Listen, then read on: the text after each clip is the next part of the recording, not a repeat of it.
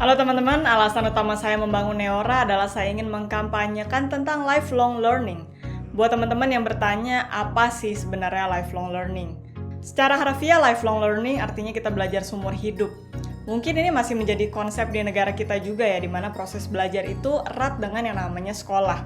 Seakan kita itu kalau udah lulus dari sekolah atau universitas, kita berhenti untuk belajar. Lifelong learning yang ingin saya bahas di sini adalah saat kita belajar di luar pendidikan formal.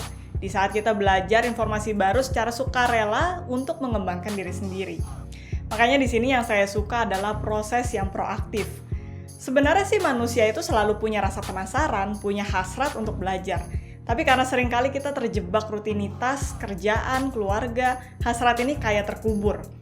Mungkin kamu nggak sadar, tapi kita selalu belajar sebenarnya. Walaupun itu terlihat sangat kecil. Contoh, belajar cara gunain smartphone. Bayangin dulu, handphone kita cuma bisa buat telepon sama SMS. Terus muncul deh fitur-fitur lainnya. Kita beradaptasi, kita belajar informasi yang baru. Tanpa kamu sadari, sebenarnya kamu sedang mengatasi sebuah tantangan. Tantangan cara gunain kamera, tantangan cara gunain sosial media, sampai akhirnya kita belajar dan jadi hal yang otomatis. Artinya apa? Artinya manusia sebenarnya bisa beradaptasi, bisa ngelakuin hal yang tadinya nggak pernah dilakukan, bisa mengembangkan skill. So, kenapa kita harus terus belajar? Ada 3 alasan yang mau saya bagikan. Alasan yang pertama, membangun motivasi. Nah, ini berlaku buat kamu yang merasa sekarang melakukan hal yang sebenarnya nggak kamu suka sih. Dengan memilih belajar hal yang baru, itu kayak membangkitkan kembali motivasi kita dalam menjalani hidup. Karena ketika kita milih hal yang benar-benar kita ingini, contoh kayak murid-murid saya, mereka mau belajar gitar karena keinginan mereka sendiri. Rasa excitement itu akan lebih murni karena mereka yang mau. Bukan karena disuruh atau harus. Kedua, melatih skill di dalam skill. Apa nih maksudnya? Kita ambil contoh pengajaran musik, karena saya ngajar gitar ya. Kamu belajar cara memainkan gitar secara teknis, tapi di prosesnya sebenarnya kamu juga melatih skill memecahkan masalah, skill untuk berdisiplin, skill membagi waktu untuk latihan.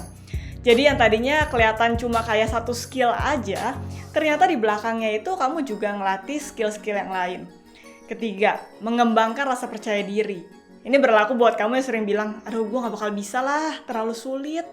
Ketika kamu belajar sesuatu yang baru, kamu menetapkan goal.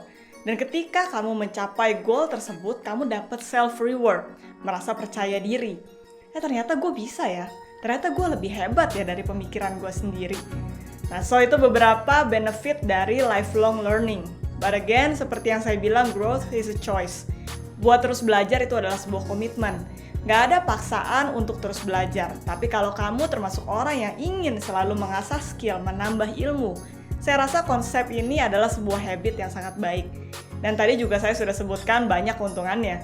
Jadi pilihannya ada di tangan kamu, berhenti atau terus belajar. So itu aja video hari ini. Jangan lupa untuk like dan subscribe ke channel Neora. I'll see you guys in the next video. Bye.